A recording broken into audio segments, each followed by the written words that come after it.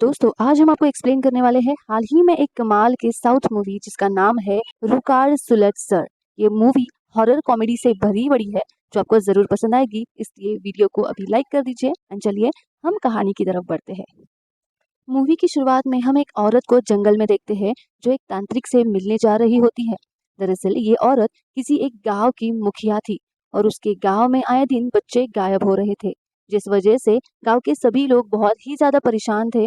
इसलिए गांव की मुखिया होने के नाते वो तांत्रिक से मिलने आई हुई होती है और कहा जाता है कि उस तांत्रिक के पास भी ऐसी अद्भुत शक्तियां थी जिससे वो आसानी से कुछ भी पता लगा सकता है। खैर, अब इसी बीच जंगल में गांव की मुखिया को एक अघोरी मिलता है जिससे वो तांत्रिक का पता पूछकर उससे मिलने चली जाती है। वहां जाकर वो उसे सारी बातें बताती है और उस मुखिया की सारी बातें सुनने के बाद वो तांत्रिक एक किताब निकालता है। ये किताब एक जादुई किताब थी और तांत्रिक के पास ऐसी अद्भुत शक्तियां थी जिससे वो तांत्रिक उस किताब में जो कोई भी सवाल पूछता है उसमें अपने आप उस सवाल का जवाब मिल जाता था। फिर इस जादुई किताब की मदद से तांत्रिक को पता चलता है कि गांव में जितने भी बच्चे गायब हुए हैं उन सबके पीछे एक डायन का हाथ है। वो गांव के बच्चों को किडनैप करके उनकी बलि देती है और उनका दिल खा जाती है जिसमें वो हमेशा जवान रह सके। साथ ही हमें ये भी पता चलता है कि उस डायन ने कई राजाओं को अपनी सुंदरता के जाल में फंसाकर उनका सारा राजपाट छीन लिया था और आज भी वो किसी राजा की ही तलाश में है। इसी वजह से वो अपनी सुंदरता बरकरार रखने के लिए बच्चों की बलि टेक कर उनके दिल खा जाती है। अब ये सारी बातें जानने के बाद वो मुखिया शॉक्ड हो जाती है और उस तांत्रिक से उस डायन को पकड़ने का तरीका पूछती है। उस डायन को पकड़ना तो बहुत मुश्किल है, लेकिन आज से कुछ दिन बाद चांदनी रात होगी जिसमें एक बच्चे का जन्म होगा और वही बच्चा उस डायन का अंत करेगा। लेकिन तब तक आप लोगों को गांव के बच्चों की रक्षा करनी होगी। अब ये सुनकर गांव की मुखिया वहां से चली जाती है और फिर एक दिन हम देखते हैं कि वो बच्चा बड़ा हो जाता है जो आकर उस डायन को मार डालता है, यानी कि इस तांत्रिक की कही बातें सच होती थी। खैर, अब हमें कुछ समय बाद का सीन दिखाया जाता है जहां हम देखते हैं कि उस तांत्रिक की उम्र काफी हो चुकी है और वो जल्दी ही मरने वाला है।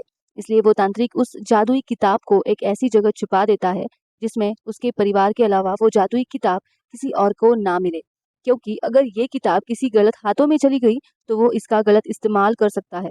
खैर, अब मूवी में हमें कुछ साल बाद का सीन दिखाया जाता है जहां हम अरुण नाम के एक डायरेक्टर को देखते हैं जो एक एक्टर को स्टोरी बता रहा होता है और उसे कहता है कि वो उस स्टोरी पर फिल्म बनाना चाहता है।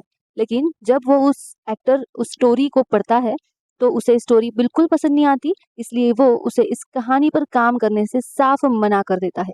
अब ये सुनकर तो अरुण काफी उदास हो जाता है और अपने घर लौट जाता है, जहां हमें पता चलता है कि वो तांत्रिक अरुण का दादा है जिसे हमने मूवी की शुरुआत में देखा था और वो जादुई किताब भी अरुण के घर पर ही मौजूद थी। लेकिन अरुण को उस जादुई किताब पर जरा भी भरोसा नहीं था कि ऐसी जादुई किताब सच्ची में होती होगी। खैर, अब अरुण अपनी अच्छी स्टोरी लिखने के लिए अपने दोस्तों के साथ बाहर जाने का प्लान बनाता है। लेकिन जाने से पहले अरुण की माँ उसे वही जादुई किताब देती है और कहती है कि जब भी तुम कोई मुसीबत में हो तो इस जादुई किताब को खोलना, तुम्हारे काम आएगी। अब अरुण उस किताब को लेना तो नहीं चाहता था, लेकिन अपनी माँ का दिल रखने के लिए वो उसे ले लेता है। फिर अरुण अपने एक दोस्त सुरेश के साथ राजू नाम के एक और दोस्त से मिलने जा रहा होता है ताकि वो उन दोनों के साथ मिलकर एक अच्छी मूवी की स्टोरी लिख सके। हालांकि जाने से पहले अरुण अपनी बहन को उसके कॉलेज छोड़ देता है और फिर वहां से निकल जाता है। खैर, अब इधर हम राजू को देखते हैं जो एक तांत्रिक के बीच में था। दरअसल राजू एक ढोंगी तांत्रिक बनकर सभी लोगों को लूटता था। अब यहाँ राजू के पास एक कपल आए हुए होते हैं जिनकी बेटी कई दिनों से लापता थी। तब राजू को कुछ समझ नहीं आता कि वो उन्हें क्या कहे। तब ये अपनी झूठी तंत्र विद्या का यूज करके उनसे कहता है कि आपकी बेटी तो आपके बॉयफ्रेंड के साथ भाग गई।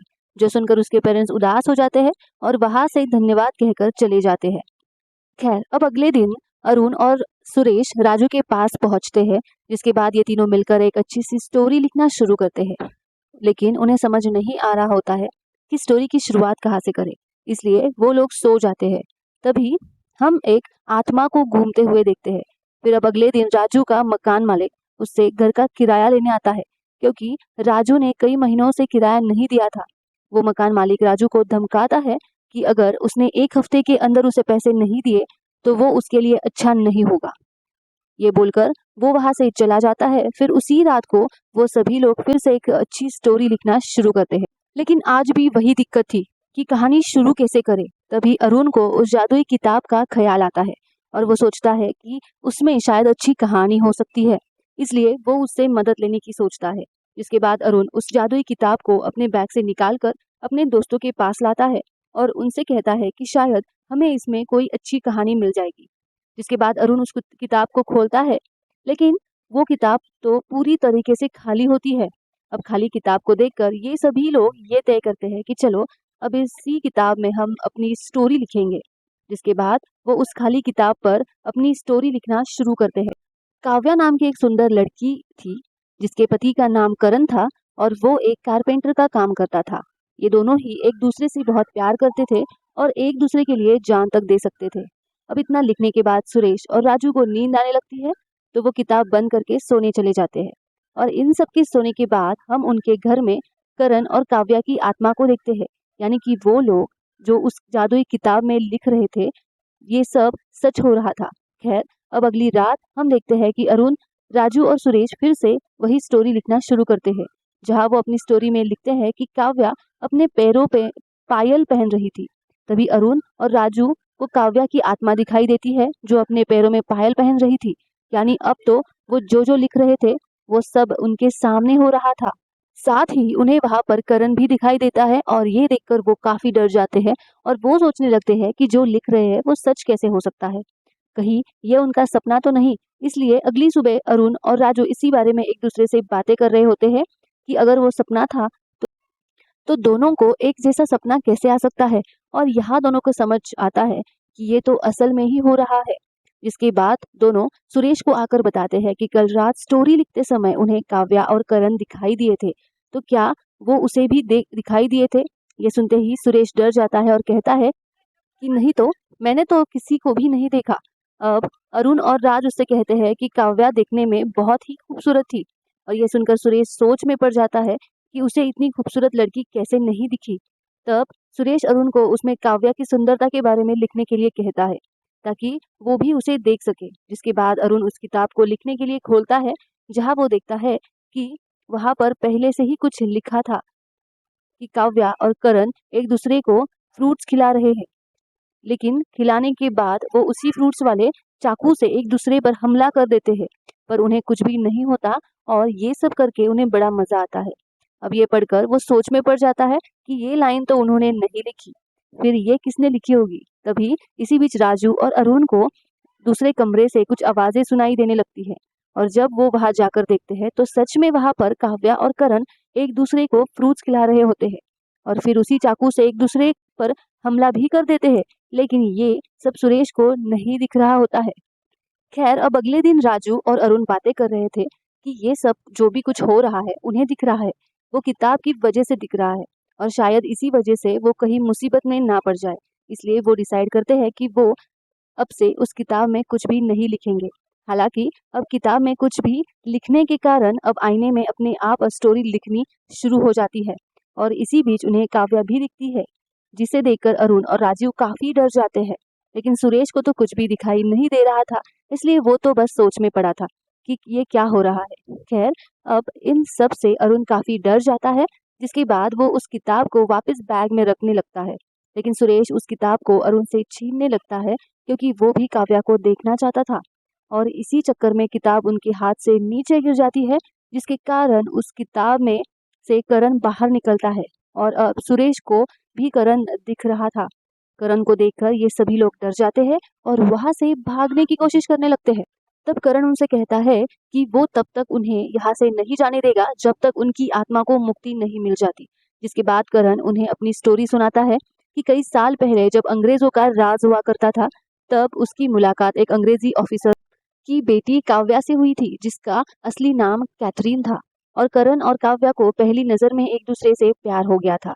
इसके बाद वो चुपचाप कर एक दूसरे से मिलने लगे, लेकिन ये बात काव्या के पिता को पता चल गई, जिसके बाद उन्होंने काव्या पर बहुत गुस्सा किया। दरअसल काव्या के पिता नहीं चाहते थे कि काव्या की शादी एक इंडियन लड़के से हो, पर काव्या करण से ही शादी करना चाहती थी, जिसके कारण उसके पिता ने उसे घर से निकाल दिया था।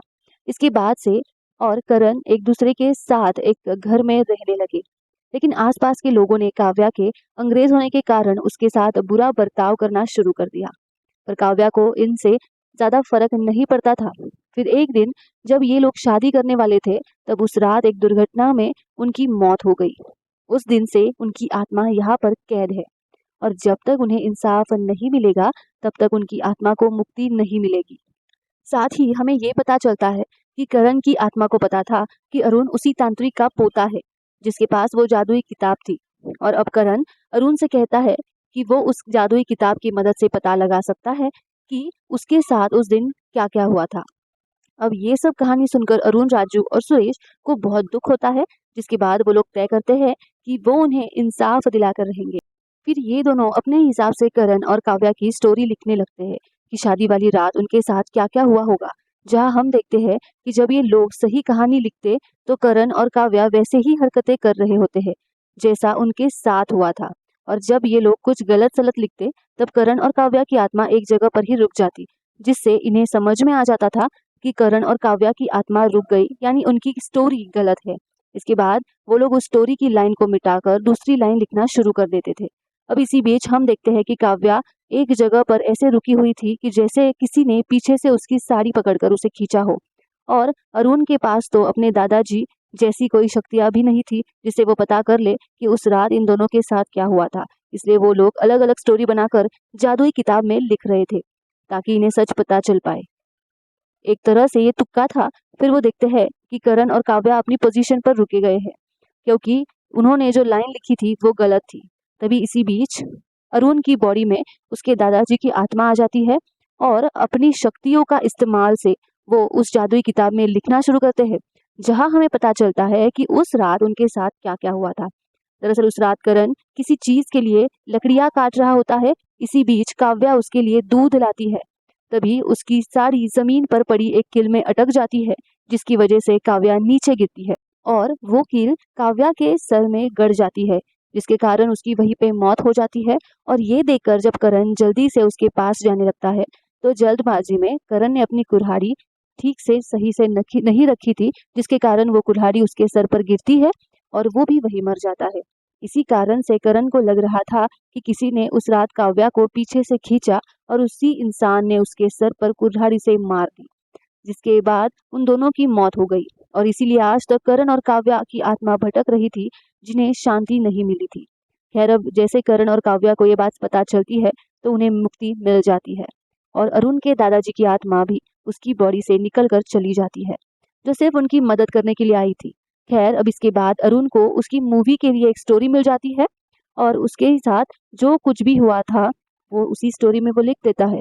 फिर अरुण उसी एक्टर को अपनी नई स्टोरी दिखाता है, जहां उस एक्टर को अरुण की स्टोरी काफी पसंद आती है और अरुण को मूवी डायरेक्ट करने का ऑफर भी मिलता है। इसके बाद हम देखते हैं कि अरुण काव्या और करण की स्टोरी पर ही मूवी बना देता है और यहीं पर ये मूवी एंड होती है। तो दोस्तों, आपको ये मूवी कैसी लगी हमें कमेंट बॉक्स में ज़रूर बताइएगा। और हाँ, इसके अलावा भी आप कौन सी मूवी का एक्सप्लेनेशन देखना चाहते हैं तो वो भी आप मुझे कमेंट कर सकते हैं। बाकी thank you so much and bye bye.